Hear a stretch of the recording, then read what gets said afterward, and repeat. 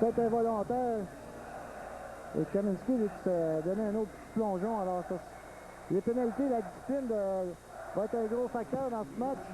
Encore 37 secondes à la pénalité à Bikov. On joue à 4 contre 4.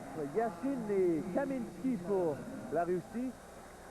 Rundqvist et Renberg pour les Suédois. Je vais dire les Finlandais. Renberg qui connaît tout un tournoi, lui aussi. Popovic qui renvoie jusqu'à Trefilov. Qui est récupéré par Karpovtsiev. Longue passe pour Yashin qui perd à Popovic. Renberg maintenant qui accélère, s'amène sur la droite. Veut déborder Sorokin qui lui fait perdre la rondelle. Dans le coin, remet Yashin devant. Yashin rejoint par Renberg. La pénalité à Bikov est maintenant terminée. Attaque à 5 pour encore 1 minute 18 secondes pour les Russes. De Kaminski à Biakin qui s'amène sur la gauche. Le tir, l'arrête Söderström.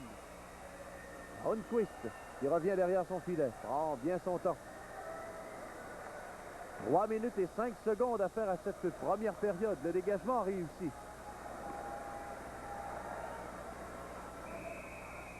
Et ce sera refusé à la Suède aussitôt que... Yulin a touché à la rondelle, lui, alors ça fait une passe de 2 lignes. Boutsaïev, là, qui rate son tir, ça devient un dégagement que va récupérer Chandeliev. Il laisse pour Komutov. Komutov, le deuxième marqueur du tournoi derrière Eric Lindros. Il connaît tout un match contre le Canada. À Boutsaïev.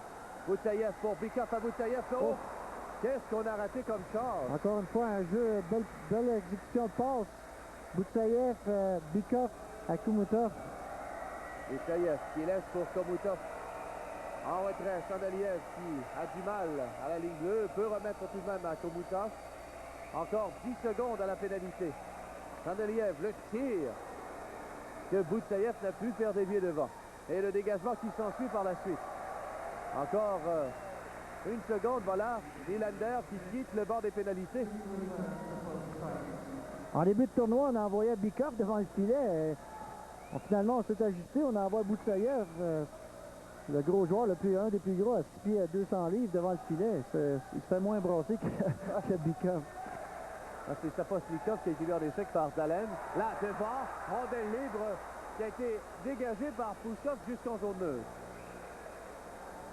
Popovic à Anderson. Anderson du côté de Bergqvist, c'est récupéré par Dalen. Dalen en compagnie de Nylander. C'est lui qui a la rondelle, revient sur ses pas.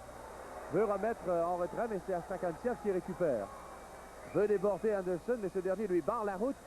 Berglund dans le coin.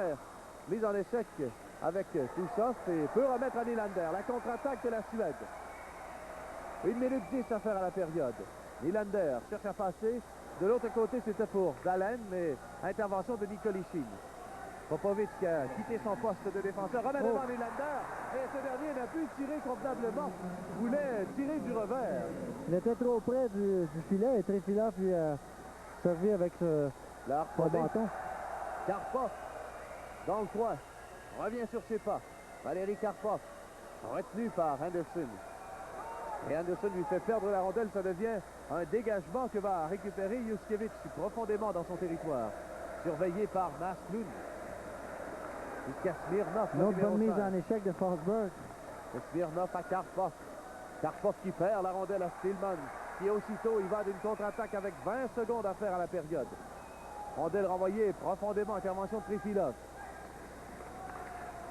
Ainsi Smirnov jusqu'à Karpov, mise en échec par la suite par Stillman. Petrenko qui reprend.